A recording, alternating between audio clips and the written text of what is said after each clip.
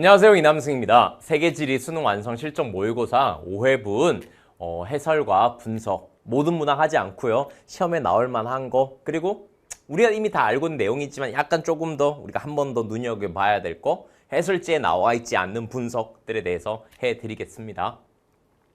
자, 이 5회분을 풀 때 여러분들아 시간을 OMR 카드 빼고 또 실전이랑 긴장감 때문에 약간 좀 버벅거리는 거 빼고 그다음에 20문제를 1회당 한 25분 세진 조금 더 빨리 푸는 23분 이렇게 시간 정해가지고 맥시멈 25분 두고 문제를 다 풀어보시고요. 그다음에 해설을 들으시면 됩니다. 틀린 문제 해설지 보시고요.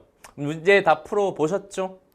우리가 지금까지 공부한 내용에서 크게 벗어난 내용은 없죠? 충분히 다 잘 푸셨을 겁니다. 네, 조금 더 우리가 한 번 더 눈여겨봐야 될 거 1회부터 5회까지 두 개로 쪼개가지고 정리해 드리도록 하겠습니다. 자, 먼저 1회 4번입니다. 건조 지형에서 리을 선지 한번 볼까요? 시험 문제진 다 있지? 펴놓고 공부하는 거야. 사구는 선상지보다 퇴적물질의 평균 입자의 크기입니다. 요거 끝은 자료에서 했던 건데요. 바로 퇴적물질의 입자의 크기는 뭐에 비례하느냐, 뭐와 관련되어 있는 것이냐.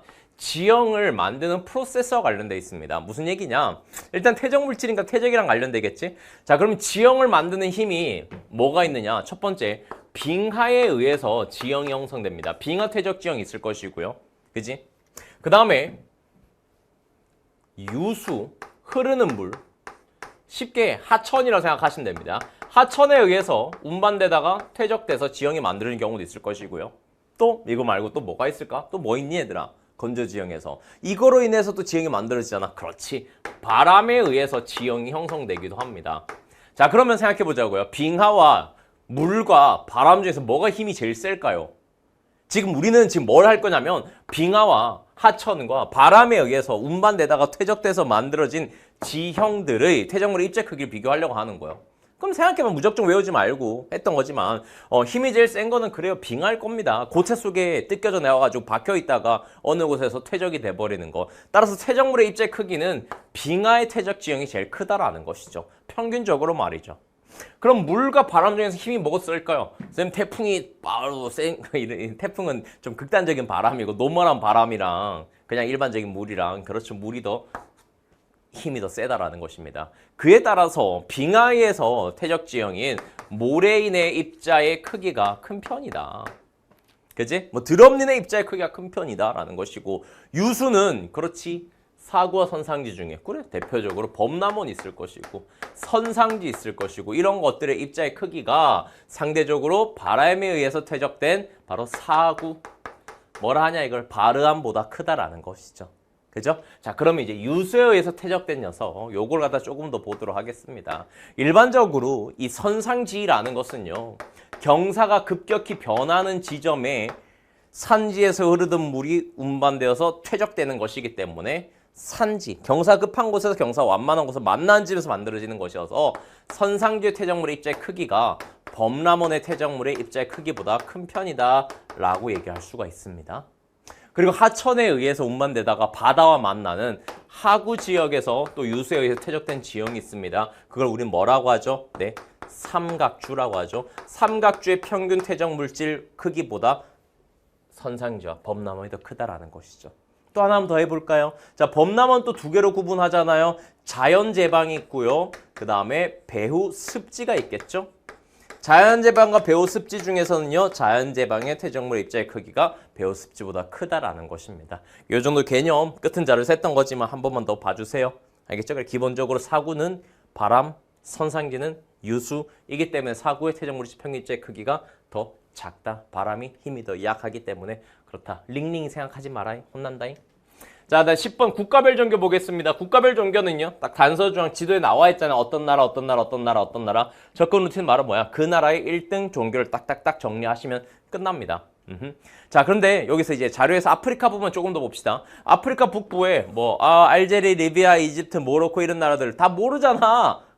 하지만 북부 아프리카의 모든 나라의 종교를 갖다가 이건 어떻게 하라고 했어? 잘 모를 때는 우리가 남부아시아, 동남아시아는 확실하게 정리했잖아. 그거 말고는 대륙의 느낌대로 국가를 접근하시면 됩니다. 북부 아프리카는요, 이슬람 국가들이 많겠죠. 따라서 북부 아프리카의 뭐 이집트, 알제리, 리비아 다 이슬람교 1등이다라는 것이고, 그다음에 아프리카 중에서 크리스교 1등인 나라들이 있습니다. 이거 정리해야겠죠. 네, 대표적으로 에티오피아.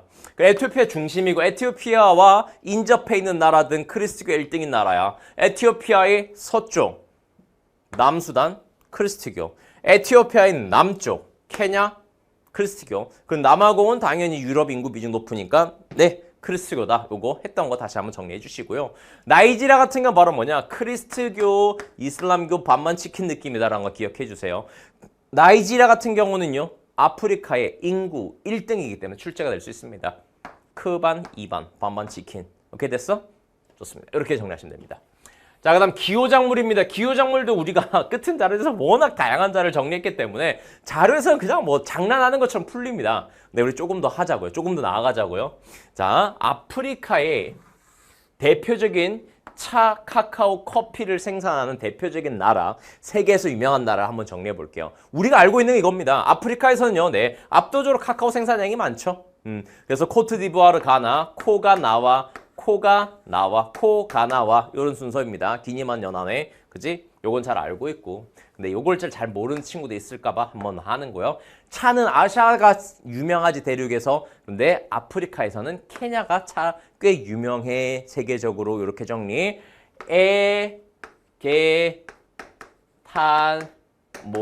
에티오피아, 케냐, 탄자니아, 모잠비크 이 순서대로 있다. 여기가 적도지요. 오케이. 커피로 유명한 것은 에티오피아야. 커피의 원산지, 기원지 중에 하나지. 오케이, 이렇게 정리하시면 돼요. 아프리카에서 각 기호작물이 유명한 것들 정리 한번 합시다. 아시아라고 한다면요? 해볼까? 아시아 차 너무나 유명하니까 중국, 인도, 스리랑카 너무나 많지? 넘어가고, 커피 아시아에서 유명한 거 어디야? 베트남, 또 인도네시아. 그지? 카카오는 인도네시아. 이런 느낌인 거죠. 이렇게. 아프리카가 조금 특이해요. 그래서 아프리카 내에서 유명한 곳 이렇게 한번 정리해 줍니다. 자, 그럼 이제 그 다음 봅시다. 13번입니다. 신재생 에너지 자원 관련된 문제였죠. 자, 끝은 자료에서 많이 설명했듯이 신재생 에너지는 연도별 변화폭이 되게 큰 편이요. 즉 세계에서 1등, 2등 별 변하지 않아, 중국과 미국은. 근데 이제 3, 4, 5등의 국가 순서의 변화 변동폭이 크기 때문에 요걸로 출제 잘 할 거야. 왜? 오류가 생길 수가 있거든. 그러면 출제가 되는 것은 기존엔 출제 안 됐지만 이렇게 국가별로 어떤 국가에서 신재생 에너지 중에 뭐를 생산 소비를 많이 하느냐, 이게 출제될 거란 말이야. 그리고 유럽에서 혹은 유럽과 다른 지역 연결해서 출제가 되는데, 유럽에서 이 자료 출제됐지. 노스피는 빙하 지형 발달에 있으니까 수력의 비중이 높아. 우린 지금까지 노르웨이 알고 있고 구평에 노르웨이 줄글로 나왔지만 노르웨이 말고도 스웨덴이라든지 핀란드 모두 수력의 비중이 높다라는 거. 그리고 판의 경계는 지열이 발달해 있어. 그럼 유럽에서 판 경계 어디야? 판이 분리되는 아이슬란드. 지중해 지역에 판이 충돌하는 알프스 히말라야 조산대인 어디다? 이탈리아 등이 대표적이다라는 거 정리해 주시고. 오케이? 자, 그럼 이제 선지 보자. 자, 뭐뭐뭐는 지중해성 기후, 그리고 서한해성 기후 지역에서 에너지 개발 잠재력이야. 개발 잠재력. 그럼 상대로 지중해성 기후 지역에서 에너지 개발 잠재력이 높은 것은 여름에 건조해, 비가 덜 내려, 일조량이 많아, 태양광이 될 것이고, 그 다음에 서한해양성 기후 지역에서 중에서도 해안가에 인접한, 대서양에 인접한 지역에서는 바로 풍력이 된다라는 것이에요. 알겠죠? 덴마크 같은 경우 풍력의 비중이 높은 편이고, 근데 이제 에스파냐 같은 경우가 좀 곤란하지. 그지? 지중해성 기후 지역이 있지만 대서양과 인접해 있어서 풍력도 괜찮고 태양광도 괜찮고 다 괜찮단 말이야. 그러니까 반반반 노랑통닭 느낌이라고 끝은 자료에서 얘기해줬죠. 3분의 1, 3분의 1, 3분의 1 느낌이다 라는 거. 뭐 이렇게 보시면 됩니다. 됐죠? 특별한 거 없습니다. 오케이? 끝. 자, 그럼 17번 도시입니다. 베트남과 일본과 프랑스 세 개 나라가 나와 있어. 그럼 우리는 뭐 어떻게 접근했어? 베트남은 개도국, 일본과 프랑스는 둘 다 선진국. 그럼 어떻게 해야 돼? 도시인구 증가율로. 도시인구 증가를 높을수록 개도국이니까 베트남 골라. 그럼 일본과 프랑스의 도시인구 증가를 얘기할 수 있니? 둘 다 선진국 얘기할 수 없는 거야. 이걸로 접근이 안 돼. 물론 선생님 선진국 개도국 구분할 때 야, 이민 가고 싶은 나라가 선진국이야 라고 얘기를 했지만 둘 다 선진국이잖아. 일본 이민 갈래? 프랑스 갈래? 뭐 1년 전까지만 일본이었지만 지금은 프랑스 아닙니까? 뭐 이런 느낌이 지금 워낙 아니, 하여튼 뭐 그래.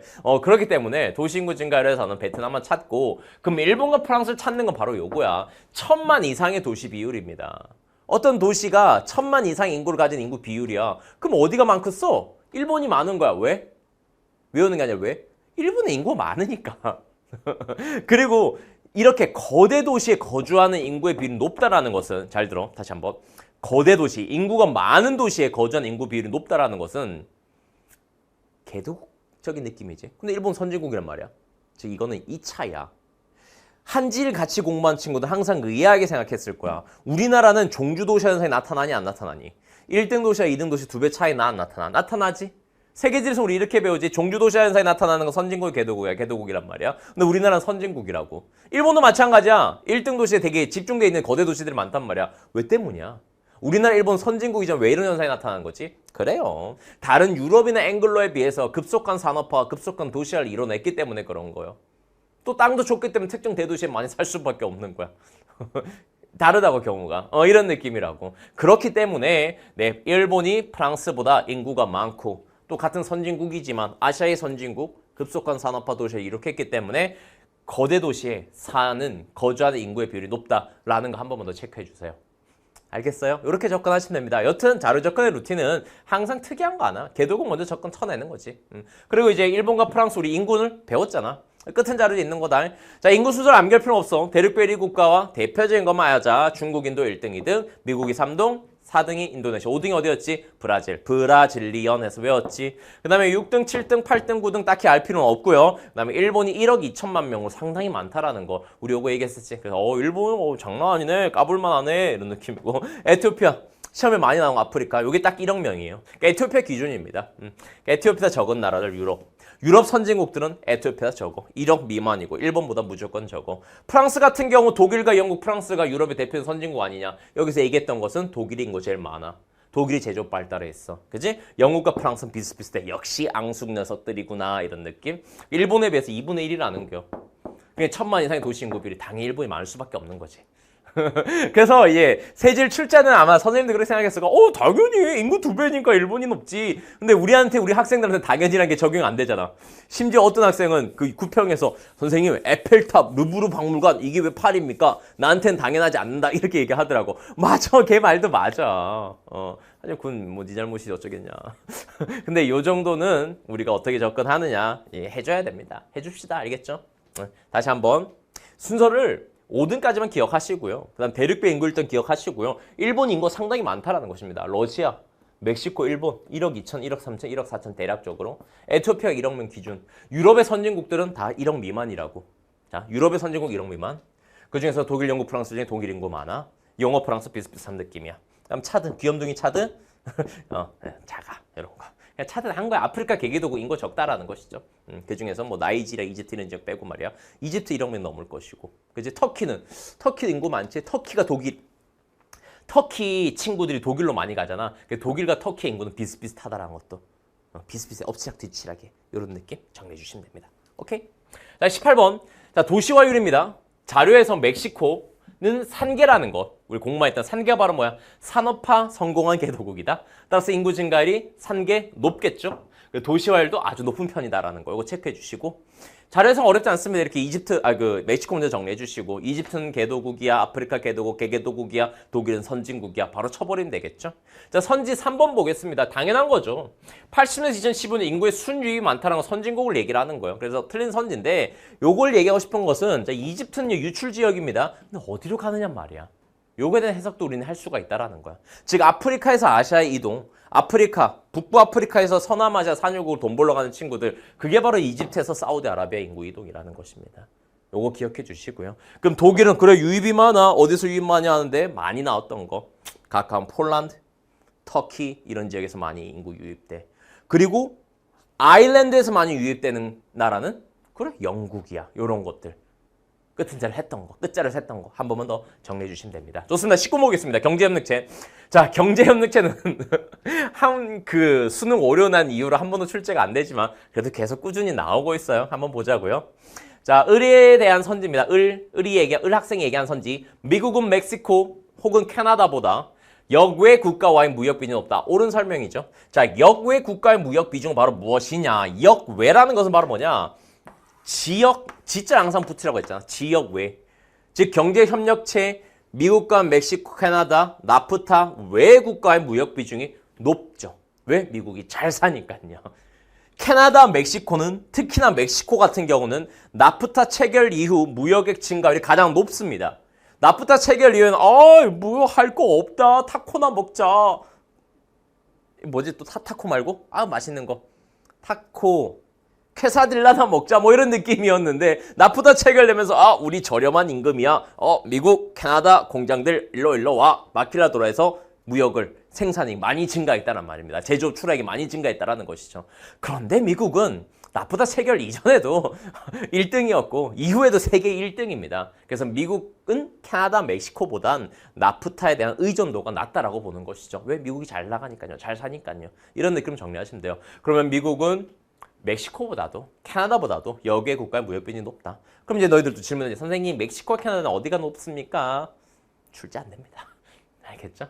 그럼 두 개는 어떻게 구분해야 되죠? 네, 캐나다가 멕시코보다 선진국이다. 이런 식의 자료를 접근한다든지 아니면 무역액 증가율, 제조업 출하액 증가율이 멕시코가 나프타 체결 이후 캐나다보다 더 많이 증가했다. 캐나다도 많이 증가했죠. 멕시코가 더 많이 증가했다라는 거 이렇게 접근하시면 됩니다. 알겠죠? 자, 이게 1회 모의고사에 우리가 특별히 한 번 더 체크해 봐야 될 부분이었습니다. 특별한 거 없었죠? 끝은 자료죠. 공부를 하면 그냥 다 풀립니다. 2회로 넘어갑시다. 2회 다 푸셨죠? 자, 2번 문제입니다. 열대, 저위도지역의 열대기후를 묻는 것이고요. 태양회기입니다. 자, 그럼 저위도지역에 3개 점이 찍혀 있잖아. 그럼 선생님 항상 얘기했던 거. 적도와 가까운 것이 AF를 얘기를 하는 것이고, 그럼 적도에서 떨어진 북반구 하나, 남반구 하나 나오는데 이 북반구 하나, 남반구 하나가 AM인지 AW인지 우리는 확실하게 얘기할 필요가 없다라는 거예요. 북반구라면 바로 뭐다? 6월, 8월이 우기라는 것이고 6월, 8월 우기인 이유는 바로 적도 저압대 영향을 받는 것이고 그지? 12월, 2월의 우기 상대적으로 강수량이 많고 1년 중에서 강수의 비중이 높다면 이거는 남반구에 위치한 AW 혹은 AM이라는 거 요것만 우린 체크하면 되는 것입니다. 6평 때 나왔던 거, 9평 때 나왔던 거 계속 반복되는 것이죠. 매년 나오는 거. 요거라는 거야. 자, 그리고 상록 화력수는 AF에 제일 많을 것이고 왜? 건기가 없으니까 인 거지. 그다음 연강수량은 AF, AM이 둘 다 많고 그리고 AW가 적은 편이다. 이건 개념적으로 말이야. 이거 두 개 구분은 지역 바이 지역 얘기할 수 없어 인 것이고. 자, 그다음 마지막 선지로 나올 수 있는 거. 월별 기온 편차, 월별 강수 편차, 월별 낮길이 편차. 제일 작은 것은 어디다? 무조건 AF라는 것입니다. 적도에 위치하니까요. 기온 편차 제일 작아, 역류차 제일 작아, 강수 편차 건기가 없으니까 차이가 제일 작아. 낮길이 밤길이 적도에 위치하니까 제일 변화가 작아. 그것이 바로 AF다. 적도에 위치했으니까. 이렇게 봐주시면 됩니다. 알겠죠? 개념 한 번만 더 정리해주세요. 오케이? 그리고 이게 사실 출제되긴 좀 뭐하지만 굳이 하자면 AW나 AM에서의 건기와 우기로 구분되잖아요. 건기 때 우기 때 중에서 일교차는 언제가 더 클까요? 요거. 좀 애매합니다. 정확하게 차이가 건기 우기 일교차 엄청 크게 차이 나지 않기 때문에 수능의 출제는 좀 그렇지만 또 그래도 굳이 하자면 일교차 언제가 크니? 그래, 정답은 건기 때가 더 커. 왜 그래? 그래 얘기했잖아. 건조 지역, 사막 지역 일교차 커. 상대적으로 강수량이 적은 습도가 낮은 건기 때가 일교차 크다. 물론 우기와 건기 차이 크진 않습니다. 말이죠. 이렇게 정리해 주시면 됩니다. 오케이? 요 정도로 정리하시고요. 자, 대지형 보겠습니다. 요거 한 번만 더 정리합시다. 모로코 지역입니다. 거기 지도의 위치. 알제리, 리비아, 이집트 여기가 모로코죠. 그럼 모로코에 싱기스국 산지가 있어요. 그게 바로 뭔데? 한번 적어주세요. 뭡니까? 아셔야 돼요. 뭐야? 아틀라스 산맥인 거지. 카스피의 서쪽은 싱기스국 산지가 있죠. 이게 바로 뭐야? 코카소스 산맥이고요. 자, 에티오피아에도 네, 신기조사는 아닙니다. 판가파에 충돌한 건 아니니까 분리되는 거죠. 동아지, 동아프리카 지구대 있죠. 무슨 고원이야? 선생님 고향이 아비시니안 고향이 바로 이 고원 출신입니다. 출제되면 좋겠네요. 아비시니안 고원. 선생님 그 판이 분리는 어떻게 고원이 나타나요? 판이 분리되면 낮은 것도 있고 높은 것도 있을 거 아니야. 그 높은 곳이 바로 뭐다? 에티오피아의 아비시니안 고원입니다. 이렇게 고원이기 때문에 저희도 고산기후 나타나는 것이 에티오피아의 수도가 바로 뭐예요? 아디스아바바 지역이 되는 것이지. 일찍부터 사람들 많이 살았고 크리스티교 믿고 뭐 이런 느낌인 거야. 자, 축제 보자. 축제. 자, 축제 3번 선지입니다. 표준시야, 표준시 하자. 시간이라는 것은 경도와 관련된 것인데 경도, 영도, 여기가 영국이제. 영국에서 동경 180도, 서경 180도 두 개 합치면 지구 360도가 되는 거요. 그러면 해는 동쪽에서 뜨기 때문에 동경 180도가 빠르다라는 겨. 예를 들어서 축제로 하자면 일본의 축제가 바로 뭐야? 삿포로 축제가 빠르다라는 겨. 그럼 경도, 영도 가까운 거. 영국의 뭐 에든버러 축제는 별로 안 유명하니까 토마토 축제라든지 레몬 축제라든지 유럽의 백야 축제라든지 상대적으로 삿포로 눈꽃 축제에 비해서는 뭐다? 느리다라는 것이지. 그리고 서경, 서쪽엔 무슨 그 있냐? 아메리카에서 리우 카니발이라든지, 그지? 페루의 태양제라든지 이런 거. 아메리카 대륙에 있는 서경 지역에 있는 지역은 늦다라는 겁니다. 자, 그럼 이 늦고 빠르다라는 개념은 바로 뭐죠? 정확하게 시간 계산하는 것은 의미가 없어요. 절대 출제가 되지 않습니다. 1시간이 경도 15도 차이라는 거 출제 안 돼요. 예를 들어서 경도 영도가 낮 15시야. 15시요. 그러면 시간이 빠르다라는 것은 뭘 의미하냐? 낮 12시를 의미해? 아니면 18시를 의미해? 뭐가 더 빠르다는 걸까? 15시 기준으로 했을 때. 그래, 18시가 빠르다는 거야. 태양을 먼저 봤으니까 시간이 빨리 가야겠지. 그지? 이런 느낌이라는 거예요. 그럼 서경 지역은 낮 15시라면 그래, 여기는 한 낮 12시쯤 되겠구나. 대략적으로 말이야. 이런 느낌이라는 것입니다. 시간이 빠르고 느림의 개념 구평 해설에서도 많이 했죠? 요 정도만 아시면 됩니다. 오케이. 자, 대륙별 인구 구조예요. 자, 여기에서 이제 유럽은 가장 올드한 대륙이다라는 걸 보시면 됩니다. 그래서 사망률이 높은 이유 정도만. 왜? 노년층 비중이 높기 때문에 유럽은 사망률이 사실 아프리카보다 되게 높아요. 근데 이걸 외울 필요가 없어. 나중에 나오지만 이 문제인가? 그 사망률 가지고 사망률만으로 대륙을 갖다가 비교하는 것은 다음 문제구나. 의미가 없어요. 근데 우리는 좀 기억은 해줍시다. 유럽은 가장 올드한 대륙, 노년층이 높은 대륙이어서 노년층이 높기 때문에 선진국 대륙이지만 사망률이 높다라는 거. 요것만 좀 체크하자고요. 오케이? 자, 공업 국가별 생산량입니다. 요건 어떻게 접근하시냐면요. 웬만하면 1등은 중국이다라는 거. 이거 딱 필기해주세요. 웬만한 1등은 중국이다. 중국은 세계의 공장이다라는 거. 그 다음에 이제 나머지만 보자고요. 자동차는요. 멕시코를 체크해주세요. 멕시코 나프타 체결 이후 마킬라도라에 다국적 기업의 자동차 공장 많이 위치합니다. 왜냐면요. 자동차의 가장 큰 소비 시장이 미국이기 때문에 그래요. 미국 친구들은 고등학생만 되면 방과후 수업에서, 아니 방과후 수업이 아니라 교육 과정 내에서 운전 면허 따는 게 있거든. 신나는 거지. 기름도 싸니까 펑펑 쓰는 거야. 뭐 이런 느낌. 하여튼 그래서 멕시코 자동차 생산 체크해 주시고요. 제철은 딱히 하지 마세요. 뭐요? 그럼 남아있는 하나로 접근하면 될 거 아니냐.